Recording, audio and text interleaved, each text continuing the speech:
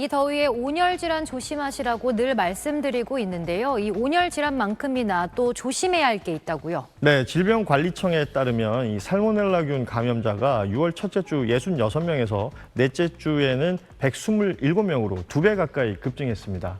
같은 기간 캄필로박터균 감염증 환자는 또 2배 넘게 늘었는데요. 주로 덜 익힌 고기나 상한 달걀, 오염된 물이 원인으로 조리 중에 손을 씻지 않거나 도마를 함께 쓰는 습관도 감염 위험을 높입니다. 또 다른 감염병인 장출혈성 대장균 감염증은 지난해보다 30% 이상 증가했고요. 비브리오 폐혈증 환자도 벌써 3명이 보고됐습니다. 특히 비브리오균은 바닷물과 어패류에 광범위하게 서식하는 만큼 만성 질환자나 피부 상처가 있는 사람은 바닷물에 들어가지 말고 어패류는 반드시 익혀 먹는 것이 안전합니다. 질병청은 음식을 충분히 익히고 손은 흐르는 물에 30초 이상 씻는 것이 기본적인 예방 수칙이라고 말했습니다. 네, 오늘도 잘 들었습니다. 고맙습니다. 네, 올여름 더위는 이제 사람들 건강까지 심각하게 위협하고 있습니다. 어제 하루에만 응급실을 찾은 온열 질환자가 200명을 넘어선 걸로 집계됐습니다. 자, 올해 5월 20일부터 어제까지 발생한 온열 질환자가 한 1,200명 정도 되는데 이게 지난해 같은 기간과 비교를 해보면 2배 반 정도 많은 숫자입니다. 또 온열 질환 때문에 숨진 걸로 추정되는 사람도 벌써 8명이나 됩니다. 자, 그럼 올여름 폭염으로부터 우리 건강을 지키려면 어떻게 해야 할지 지금부터 전문가와 함께 자세히 알아보겠습니다. 신경외과 전문의인 조동찬 한양대 특임 전문 교수 나와 있습니다. 자, 옛날에는 여름에 더위 먹었다 이렇게 표현도 했었는데 이제 그렇게 넘어갈 수 없는 수준이 됐습니다. 폭염이 얼마나 위험한 건지 좀 구체적으로 설명을 해주시죠. 네, 오늘 서울 날씨 바로 예를 들어보겠습니다. 기온이 35도씨, 습도가 45%, 이런 게 6시간 이상 있었는데요. 이걸 습구 온도, 인체 회복력 온도계로 계산해보면 27.7도인데요. 땀을 내서 열을 내리는 인체 방어 기전만으로는 자연 회복이 불가능한 상태입니다.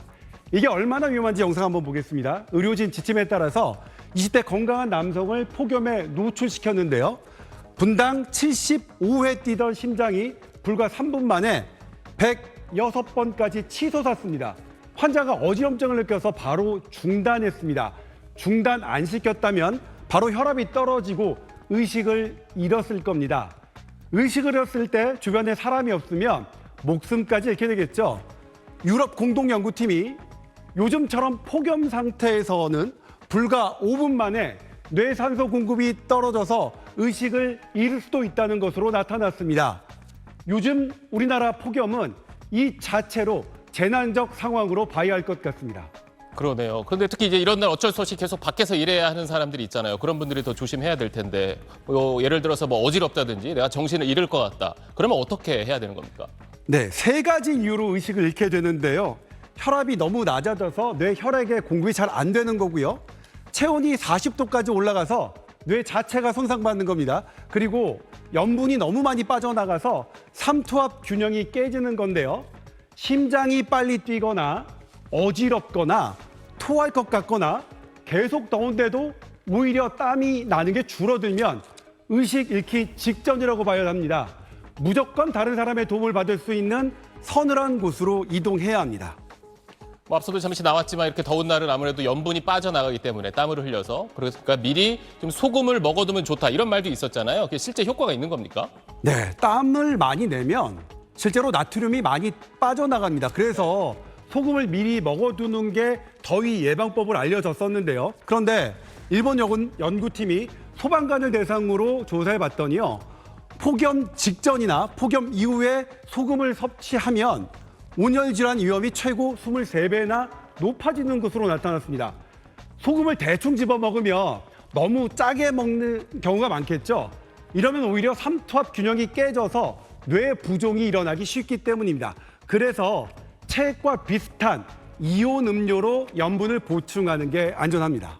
네, 우리 주변에 몸이 약한 분들한테 더 배려가 필요한 올 여름인데 특히 이제 임산부한테도 이 폭염이 위험하다면서요. 네, 지난해 네이처 메디슨에 발표된 논문 바로 보시겠습니다. 임신부가 폭염에 노출되면 조산 26%, 사산 13%, 선천성경 위험도는 48%까지 높아집니다.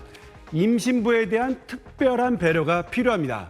그리고 지난해 보면 온열 환자가 8월에 가장 많았는데요. 올해도 그럴 것 같습니다. 왜냐하면 더위가 길어질수록 더위에 대응하는 신체 능력이 소진되기 때문입니다. 그래서 적어도 8월까지는 3일 연속 일하면 적어도 반나절은 푹 쉬는 그런 방어적인 행동이 개인적으로나 사회적으로나 필요할 것 같습니다. 지금처럼 저희가 장마철에 폭우나 홍수 대비하듯이 이제 여름에 이런 폭염에 대한 준비도 철저히 하겠습니다. 네, 지금까지 조동찬 한양대 특임 전문 교수였습니다. 따가운 햇볕도 아닌데 무더위는 오늘도 이어졌습니다. 시원한 물을 머리에 끼얹고 세수도 하며 더위를 날려봅니다. 너무 습하고 약간 사우나 들어온 것처럼 더워가지고. 지금도 막 등에 땀 나가지고 되게 찜통 속에 있는 느낌. 집에 가고 싶어요. 오늘 서울의 낮 기온은 30.9도였는데 높은 습도로 체감 온도는 32도까지 올랐습니다. 열탈진과 열사병 등 온열 질환자도 빠르게 늘고 있는데 어제도 51명이 늘어나면서 지난 5월 20일 이후 누적 환자는 508명이 됐습니다. 지난해 같은 기간보다 30% 많습니다. 숨진 사람도 3명으로 집계됐습니다. 여름철 초기 폭염은 중후반기보다 신체에 더 위험합니다. 미국 예일대학교 연구팀에 따르면 전체 폭염 기간 중 첫 30에서 40% 기간이 인체에 더 치명적인 것으로 분석됐습니다. 1987년부터 19년 동안 미국 108개 도시를 연구한 결과 폭염 초기의 사망률이 5.04% 증가해 나머지 폭염 기간 사망률 증가폭인 2.65%의 2배 가까운 수준이었습니다. 우리 인체가 적응, 순응을 하는데 몇 주 정도 걸리는 것으로 알려져 있기 때문에 첫 더위 때는 순응이 되기 직전이라 사망률이 높아지는. 또 폭염 온도가 0.5도에서 6도 증가할 땐 사망률이 2.49% 증가할 것으로 분석했습니다. 전문가들은 야외 활동을 자제하고 목이 마르기 전에 물을 자주 마시라고 당부합니다. 또 체온이 40도 이상 오르면서 땀이 나지 않을 때는 체온 조절 기능이 상실된 열사병이 의심되는 만큼 응급치료를 받아야 합니다. SBS 서동률입니다.